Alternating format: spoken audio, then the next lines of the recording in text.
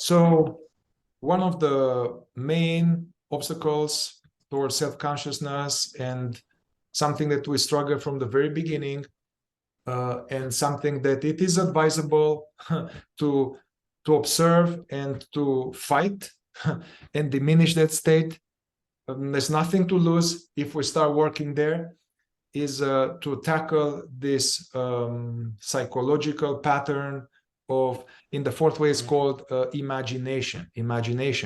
However, this is a fourth way term. Yeah, so it doesn't mean, you know, one can have creative imagination. I can sit here and kind of be inspired and create a whole module, or, you know, I used to be in a band, I was playing music, so be inspired to play music, and you create, you know. So imagination is not that. That's creative imagination. In the fourth way, imagination refers to this uncontrolled mind activity, where the many eyes from different centers, not just from the intellectual center, but many eyes, impulses, thoughts, images, desires, wishes, judgments, commentary, meanness towards oneself or others, self-pity, self-deprecation thoughts, they pass through the so-called head, this constant, seemingly endless stream of impulses that comes every breath or every 3 seconds. From the moment we wake up, even before we wake up, for most people, it starts already to play out some tape, past, future, about me, about what happened, about how it shouldn't have happened, and the fears of the future, and regrets of the past, and reevaluating how I showed up and how they saw me. And that's what we are talking about. So in simple language will be this daydreaming, but in the fourth way we have the term imagination.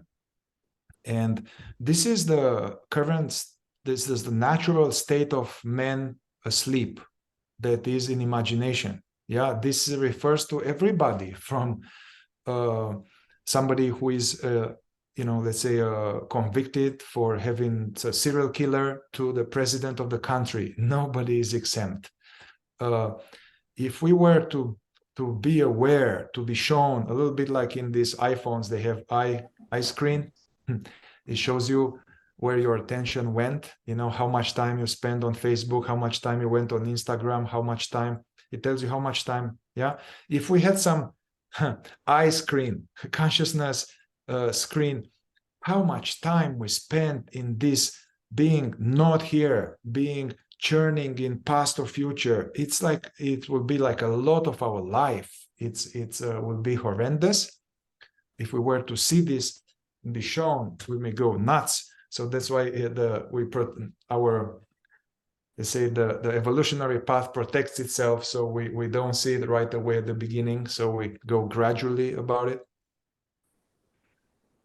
And what's interesting about this state of imagination is that I'm not imagining pleasant things for most of us. It's not like imagining like my next vacation, or what would be so wonderful to do this. And I mean, usually it's not like that. Usually it's like bad things that happened. So I'm suffering what happened, or I'm suffering what will happen. Usually it's a tendency to have negative imagination, and it's all about somewhere else, some other time, and it's all about me. And that me is me as the Mihai, the imaginary picture of myself, you know, is the story of me. And that's what, you know, in other traditions we'll call the separate self, the small me, the ego, the selfing. So any thoughts on imagination, Peter? Also, how do we work with this state of affairs in the fourth way, and how we are encouraged to tackle it? And yeah, anything from your knowledge or experience? I was thinking when you were speaking, it was just a good practical example to be able to listen to every word you said requires attention. It requires controlled attention. And so when someone else is talking, often we don't hear every word that's said. Or if you listen to a podcast, as an example, you drift off into imagination often, either based on something that was said, or maybe it sparked an associative idea, and now you're completely gone. And what's interesting is your ears shut off when this happens. You actually don't even hear anymore when you're in imagination sometimes. This is quite interesting. And so it's, but what it's due to is a lack of attention. So imagination can be called, we call it, what did you call it? Something mind activity, uncontrolled mind activity. Uncontrolled mind activity. Unnecessary Unnecessary and uncontrolled. uncontrolled mind Yes. activity. And so we can call it a lack of attention. Little or no attention is going on. And later we will maybe talk about where this happens in us and why it happens. But it's essentially a loss of attention. And attention can be seen as a projection of awareness, of consciousness. And so the value of trying to listen to what someone's saying when we talk to them, to pay attention to what we're doing when we're doing it, and not drift off, slip off, fall off of attention into imagination. The value of that is that it can bring us back to awareness, to consciousness, in the present. Imagination is not in the present. It's happening, of course, in the present, but it has taken our attention elsewhere. Our attention has fallen more asleep. We are farther from self-remembering, from self-consciousness, from consciousness being conscious as awareness or as consciousness. And so imagination is not bad. We don't need to berate ourselves for it. It's such a powerful force in us because of identification. We become identified with this stream of uncontrolled associative thoughts that can be sparked by emotion, they can be sparked by a sensation, it can be sparked by almost anything visual or auditory or smells even. Suddenly off we go. So an uncontrolled mind activity, and to think of that, where's my attention? And you can be driving down the road and you are actually, this is strange to say, your mind, your intellectual center is no longer seeing where you are going. It is in imagination. You are lost in a form of imagination in the intellectual center. Fortunately, your instinctive and moving centers are still watching the road and keeping you in the lane and knowing the light's turning red. But sometimes this is why accidents happen. Somebody is so in imagination, even their moving center stops working and they run through the stoplight or something like this. So it begins to affect all centers. Imagination affects all the centers. And it is the result of consciousness being asleep, being identified with what is going on in our mind or in our emotions or in our sensations. Yeah, I want to touch upon what you said here with attention. It is said somewhere in the fourth way that attention is our currency.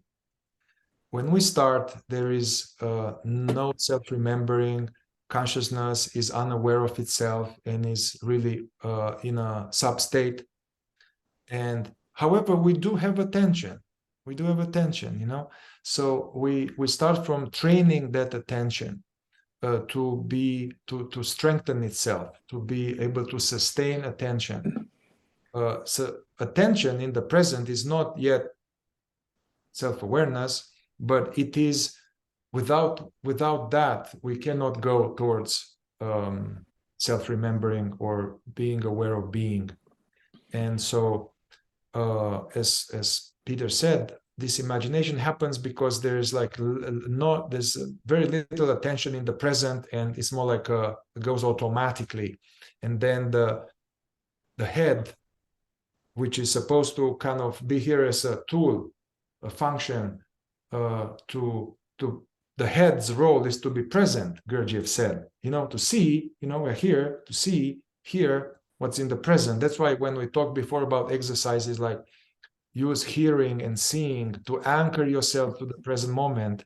This is in order to combat this disease of tomorrow or yesterday, because that state of being in the Sufis, other traditions talked about it. The Sufis talked about being veiled, the beloved being veiled, our conscious presence being veiled by these things.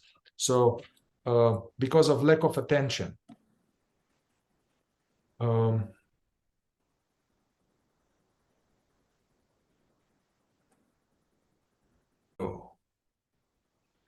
I was thinking, Mihai, another common example of imagination.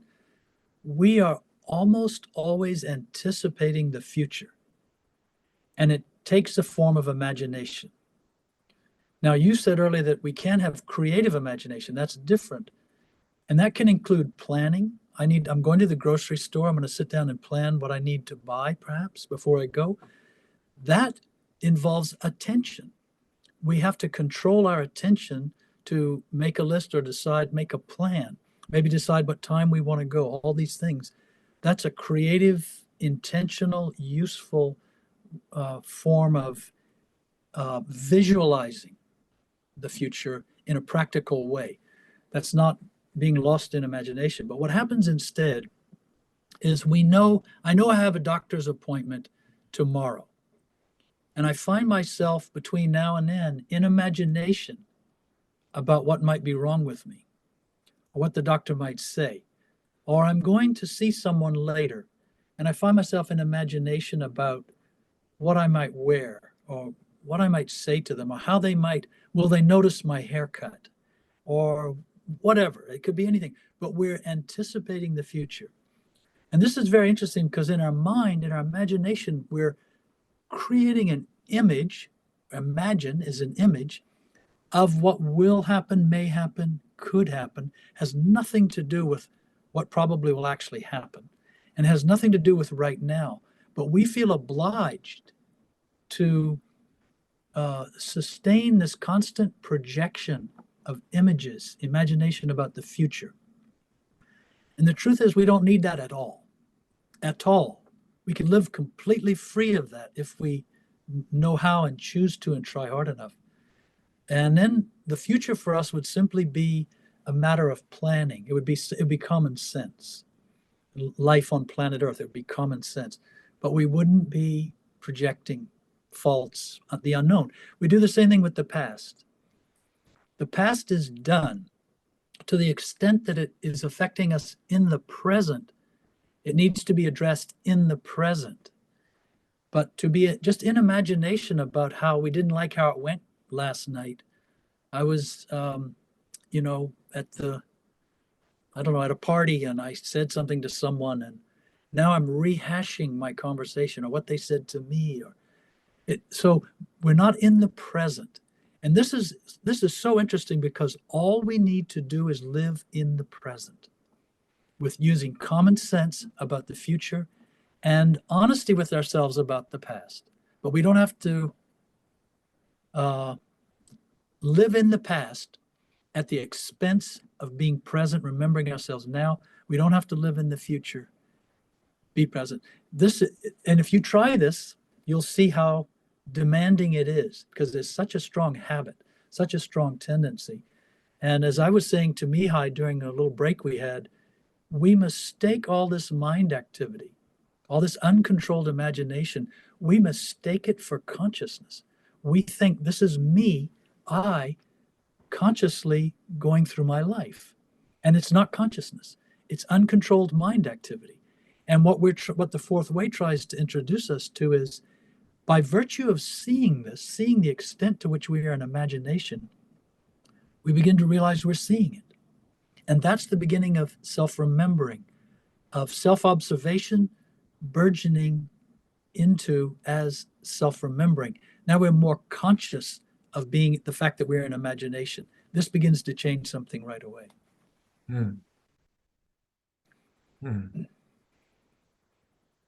Yeah, it's interesting. Like when I work with clients as a therapist, I give them this exercise to observe this, or when I work with groups, and And then as people are alerted about this, they come back to me and they are like horrified. They're like, oh my God, this is all the time I'm checked out. And actually I think I'm getting worse. I don't know what's happening with me.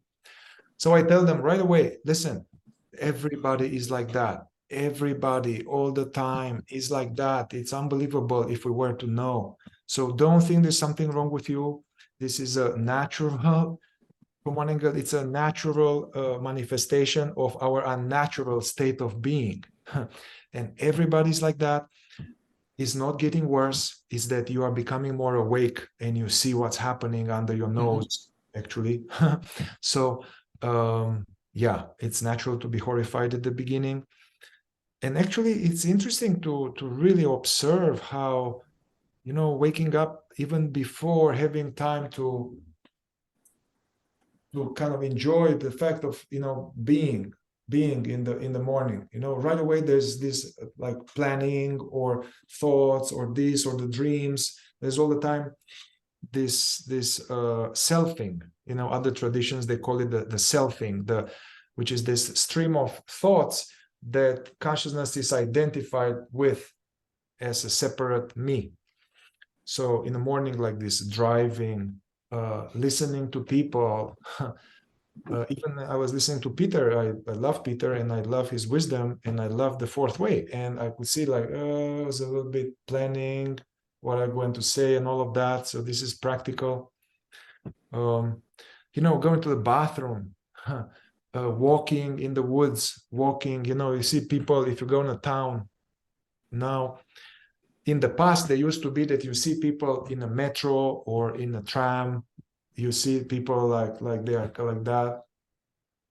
That is an indication that one is lost. The hears the hears the ears are not hearing, the eyes are not seeing. There's like a torpor, and one is lost. Now this has been replaced in our modern day by the cell phone. So and one is now people are like that, which from one angle, the cell phone with its app, there is an extension of the mind. So now there's much more mind. And you can say now that one is in a state of this identification. Yeah. So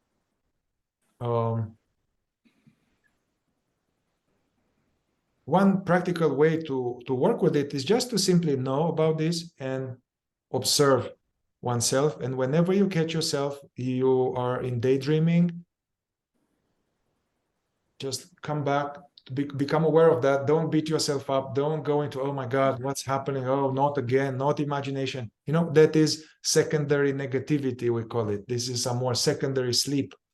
The moment you get yourself that you've been veiled, and you can notice how, for the last 15 minutes driving, I don't remember anything. So you can wake to the fact that you've been absent for minutes. Right there, right then, it's safe to drop the thought, or you can even see how it faded away and you're back. Use that to engage attention in the present. Yeah, coming back to what is real meaning, what is in the present, the clouds, the birds, feel the body. We talked last time, practical exercises to engage the senses, to be more in the present. Why? The past is not real. Why? The past is a memory. Actually, the past is a memory that comes in the now. It's an image. Yeah. The future is an image based on the past. So we are just missing what is really here now. Knowing. Yeah.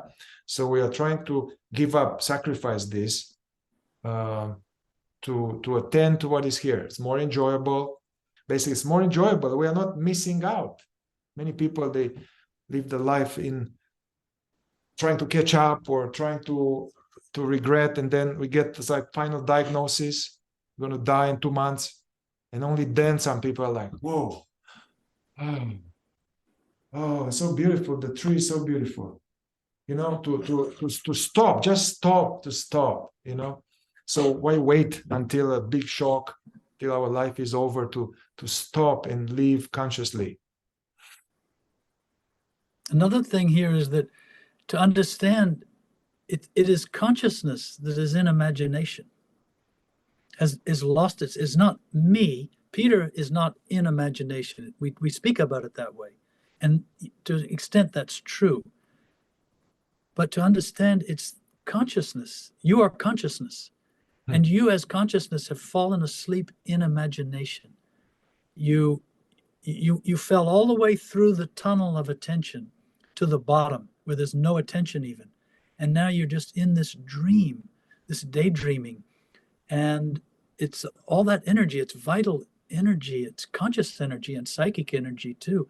And it's just seeping out. It's just seeping out. And this is why we're often tired too. We have so much imagination, so much energy. And then when it's negative imagination, it's even more heavy material just seeping out of us. And it's corrupted. That energy has been corrupted in a negative fashion. And so, but it's consciousness. It's not that I want to now live my life in the present. It is, am I here? Is consciousness here? While Peter goes through his day. And then the more you realize it, you don't want to miss it. You don't want to not be here. Even if it's simple things. And you hear many people talk about when they are more awake, the simple things give such pleasure. Seeing a piece of thread or a leaf on your porch, or the something on someone's face. You know, like I enjoy looking at Mihai's beard for some reason. Obviously, I don't have the same beard, but so these little things, they can be so. That's what life is really. Moment to moment, our life is simple and full of simple things, and they're all miraculous really when you can stop long enough, pull out of imagination, and just see what is right here. It's so beautiful, but it's beautiful as a perception to consciousness, for consciousness. This is just an instrument, a device through which consciousness is manifesting, is sort of reaching out and touching this world as it's being perceived now. When we're in imagination, it's like putting another movie on top of the movie. And you're not seeing the actual movie in front of you. You're watching your own self-imposed movie on top of it, which may have nothing to do with the real events. Yeah, so it's not only that we are missing out to what is real and missing out to the beauty that is here. Also, in the second state, consciousness is more asleep. It's jaded. It's a little bit like, you ask people, hey, listen, look at those clouds, look at the sunset. And if one is too thick into the thinking, it's like, you'll be like, oh, yeah. It's like somehow, nothing is good enough for that false personality selfing. And so we are missing out the beauty. And just really being awake to what's happening, it's right there. It's a proof of the existence of the creator. But no, it's not. It's just like a tree, boring, and then we label it as an oak tree. And then another thing is that not only we diminish the enjoyment and we are missing out on this amazing ride, but we are churning suffering. I just today, before this dialogue, I worked to someone as a clinical work. They are spending days and weeks, almost every moment of the day, thinking about something bad that may happen. And their mind is constantly going about these scenarios, what bad thing may happen and how to try to not, how to avoid that, or all the terrible things. And you see, now it's not just thoughts. Now then there's fear. Now it becomes not just fear, becomes chronic stress. Now this person's nervous system is shot, and now all the time is like that. And it's like torture. This is torture, and it starts with this not enough self-consciousness.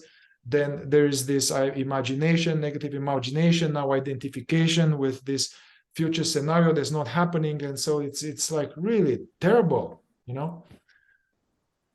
And it turns into this, it all rolls into, steamrolls into a feeling of I. And so this is the consciousness. We mistake all of this imagination for identity, for our sense of I. We think this is me thinking, this is me worrying, this is me feeling tense. And this is all, it's actually imaginary I. That's why the fourth way doesn't call it ego. It calls it it's imaginary I, an imaginary picture we have of ourselves.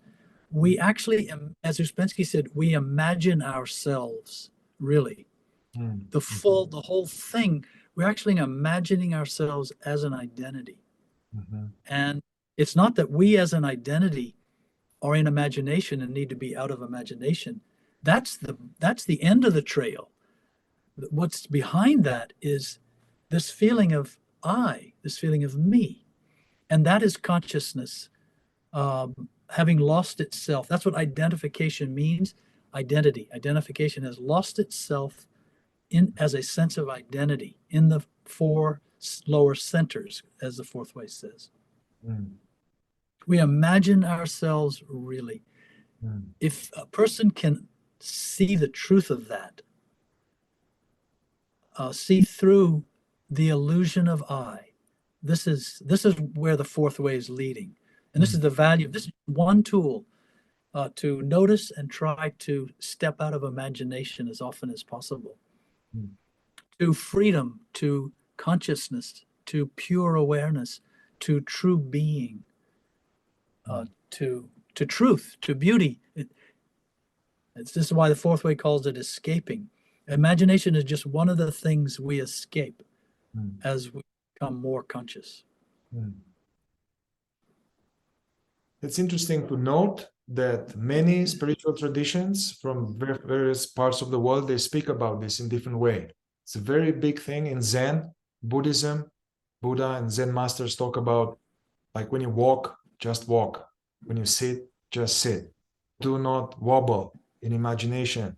Just be where you are. All of these Zen things, Zen koans, try to short circuit these imaginings and all this bullshitting and mindfuckery.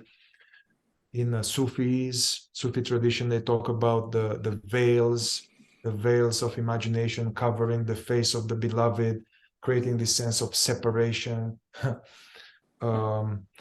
In the Desert Fathers, like esoteric Christianity, early Christianity, they talk, and in the Bible even, they talk about this state of watchfulness. Watchfulness, do not sleep.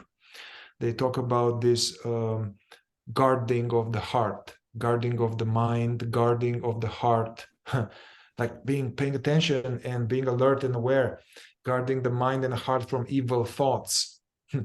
Evil thoughts, what's that supposed to mean? Oh, they don't like me. Oh, am I good enough? I don't know. I don't think it has what it takes. These are evil thoughts. These are the self-thing, the self-deprecation, the self-pity, the judgments, the self-berating, the self-doubt, all of these. Yeah.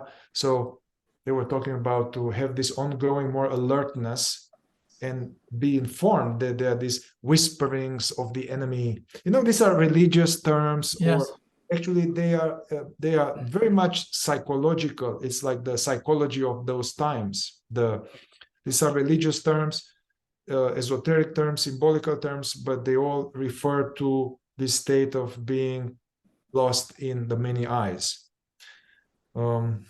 Which is beautiful too, because this is what the fourth way is. It's this adaptation to the modern world, to a more, presumably more civilized world, more educated mind, more technically oriented society and cultures. And in the past, these presumably, it's because they had to be veiled. All this information had to be veiled due to the very powerful political and social and religious influences of the day. So they came up with these now beautifully poetic analogies as we see them. And the fourth way cuts through all of that with very specific, technical, almost scientific, exacting terminology. And we talk about it for what it is. It's imagination. Maybe some final thoughts on this is like, what to expect here, and also to make sure we don't create some misunderstanding for ourselves. It's not that thinking is bad. The aim is not to have no thoughts. Enlightenment or self-consciousness or self-remembering doesn't mean that one is like blank, no thought, like the stupid aware presence, nothing. So that's not about that. Even though that can happen too. Yeah, it can happen. Yeah, but that's not going to remain like that. It's a phase. So the idea is that as we engage in this work, even at the beginning, we train our consciousness muscle, so to say. We train this ability to not get sucked, not to stick to what's not real. So we train this ability to surf this ongoing stream of thoughts. Yeah. So we are able to. They are still going to come up. They are going to come. That's in the nature of the machine, the nervous system, the brain waves. Every breath, every 3 to 5 seconds, a new impulse comes up. It can happen.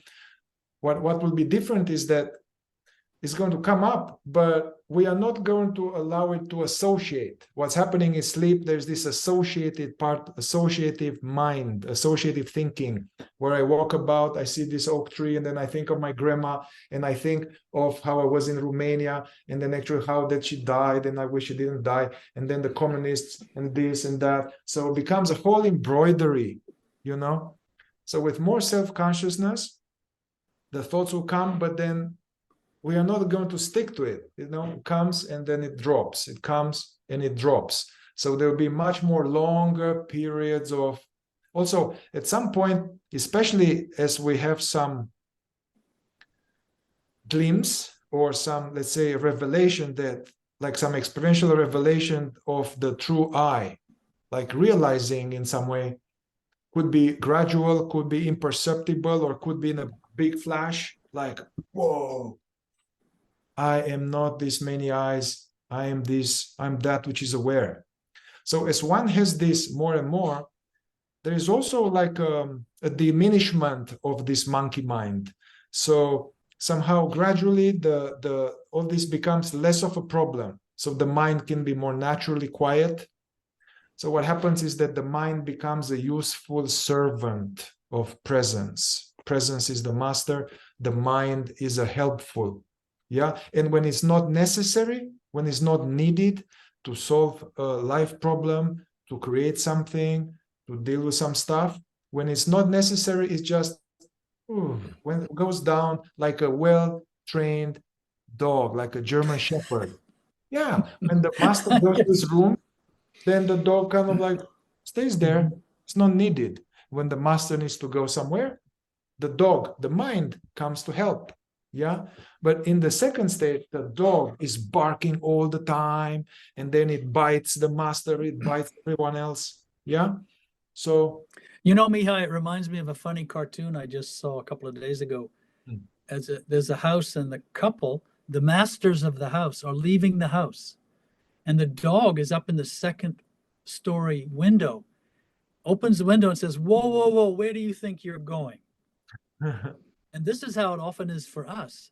Instead of the master consciousness being in control of the mind is now in control, and the mind is running the house, running the show. Just you're saying the dog. I know you like this dog thing, so it reminded me of that joke. And that's an example too of associative thinking.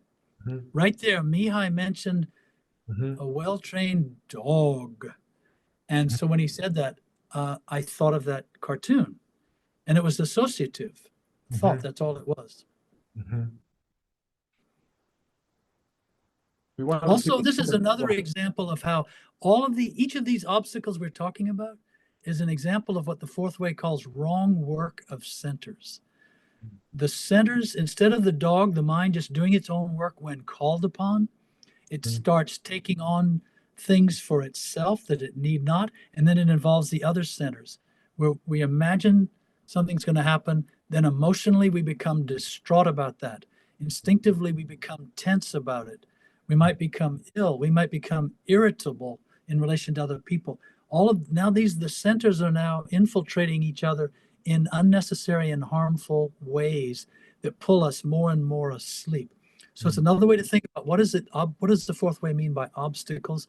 It means also wrong work of centers.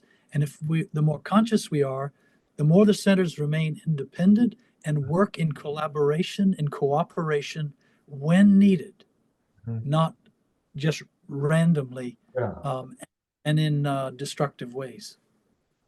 Interesting, like the example of the clinical example I gave with this person who is now having lots of thoughts all the time about this future negative scenario, and they generate fresh fear and anxiety, and then they are in a heightened state of the nervous system, dysregulated, and then So what's happening now? The mind is creating nightmares, and but all this energy comes from this emotional center that is afraid, but then this energy goes in the intellectual center that creates more negative scenario.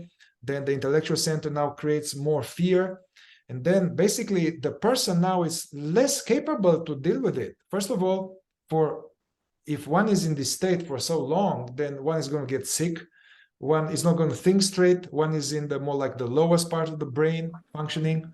So the right work of centers, or dealing with that life stressor, because sometimes bad thing may happen, and it's normal to be afraid, and it's normal to try to prepare oneself and protect oneself.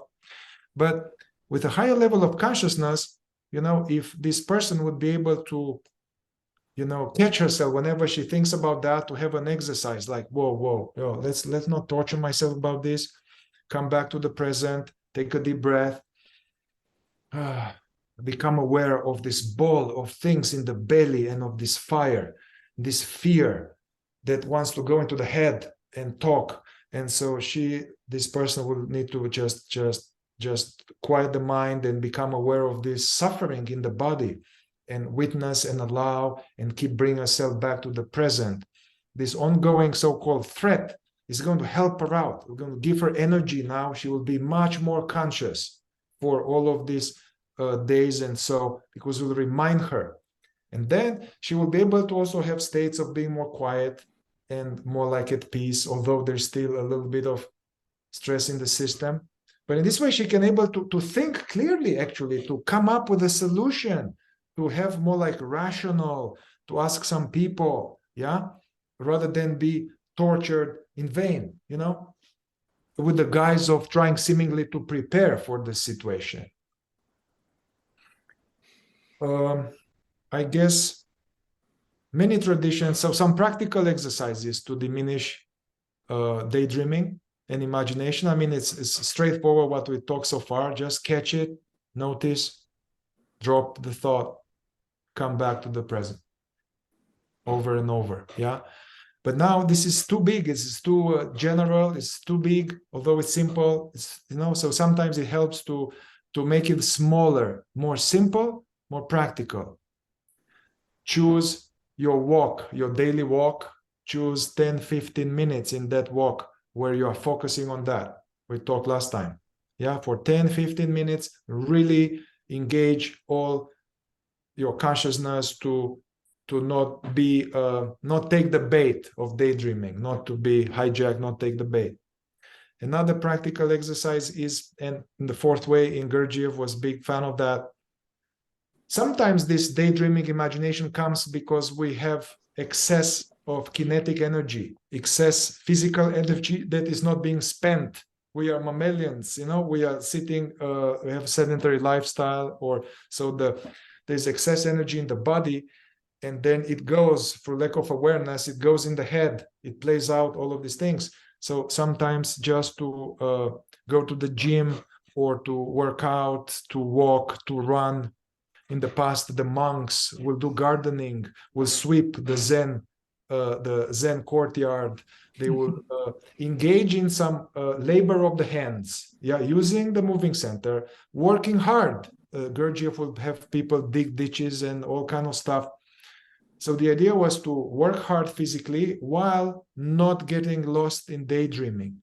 Yeah, so working while being present, very present. Yeah, this will dispel some of this excess energy. After a few hours you'll be like, ah, quiet mind, you zened out, if you work while being present. Yeah, it's not just, of course there's benefit if you work out and you go to a gym, imagination, there's still some benefit to that, but not from the point of view of awakening.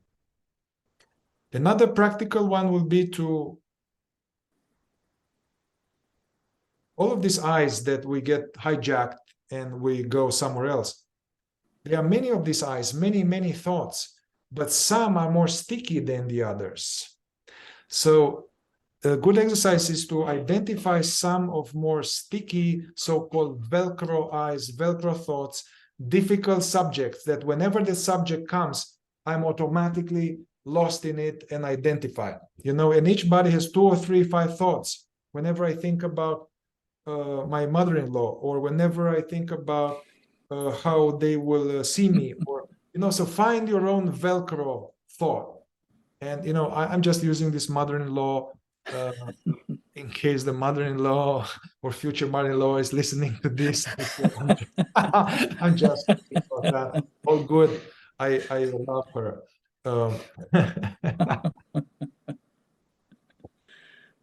Any other little tips and tricks to make it a little more practical or something work for you as we finish this?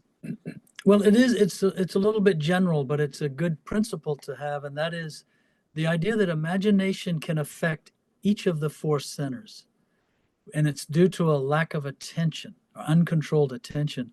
So quite simply, whenever we're doing something, to do it with as much attention as possible. It could be squeezing the toothpaste. It could be brushing our hair. It could be putting on our socks.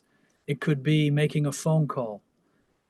It could be cleaning the house, whatever, whether we're using the moving center, the intellectual center, the emotional center. If you look at a flower, to really look at it with attention, instinctively to taste food when we eat it, to do things, the small daily things in our life, to try to bring as much attention to them. Because the more attention is controlled, it automatically displaces this tendency to lapse into imagination. Mm-hmm. And then from there, we'll be able to see what takes us away. We're trying just to scramble the eggs, but we're already thinking about a meeting we have in 3 hours, or something, vacation next week. We're no longer just making the eggs. So, but that's a good principle. All 4 centers are subject to luring us in to the stream of imagination due to lack of attention, uncontrolled attention. Go. I was thinking too that a good example is, I notice a time when it's very easy to fall into imagination is when I'm flossing my teeth. It's as though, well, there's nothing else to really do. I don't think that way, but I don't. It's a small example, but what if every day when I flossed my teeth, I was there just flossing, aware of each thing. And we can all find examples like this of small things. Yeah, this type of work makes it now The very, shower. A lot of people are in imagination in the shower yeah. while taking a shower. It's easy to fall into a routine. We don't have to think about it, no attention. We go through the same routine, how we wash, how we dry off it, and the whole time we're in imagination often. Yeah. Yes, and then if we were to, let's say there's some big zombie apocalypse, or sometimes there's snow at my house and I don't have water, I don't have warm water for like a few weeks. And all the time I was taking that for granted. I'm in imagination, and also I'm not enjoying this, like, oh my God, this pleasure of the water on the skin. So yeah, I once did some calculation, like how much time, I forgot the result, but how much time peeing and pooping, which is almost all the time in daydreaming and shower. If you add shower, toothbrush, peeing and pooping, it's like months and months, years of our life that we are absent. Yeah.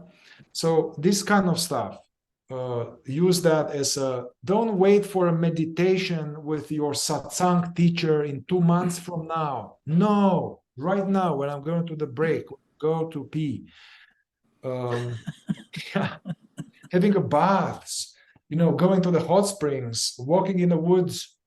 Oh, another thing to watch out for. We touched upon it, but it's so big and it's so practical. We're walking, and you know how toddlers walk and they look, but they don't have the tapes yet. They don't have the associative thinking of that. That's why the toddlers and the little kids, they are still happy because they are present. They are seeing that green. They are seeing this mosquito. They are seeing this cat. They are really seeing it's fresh. It's there. Yes, they may be identified. They are not aware of being aware, but they are aware of the present. And so, which is already a much better situation to be in.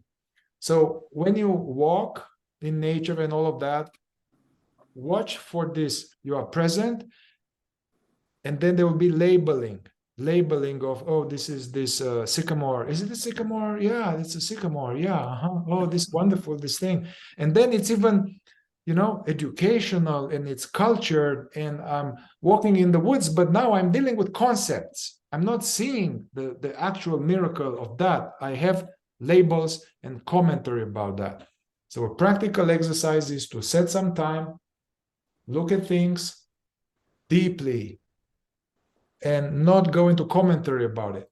Yeah. Or if the commentary comes, notice it, don't get identified. Yeah, that will be imagination. Yeah. Excellent. Well, here goes our attempt to keep it like 10 minutes. So I think we can stop Very here. good. Yeah. We this is a powerful topic. This is a lot, and we are going to continue with the other obstacles. Thank you, Peter. Thank you.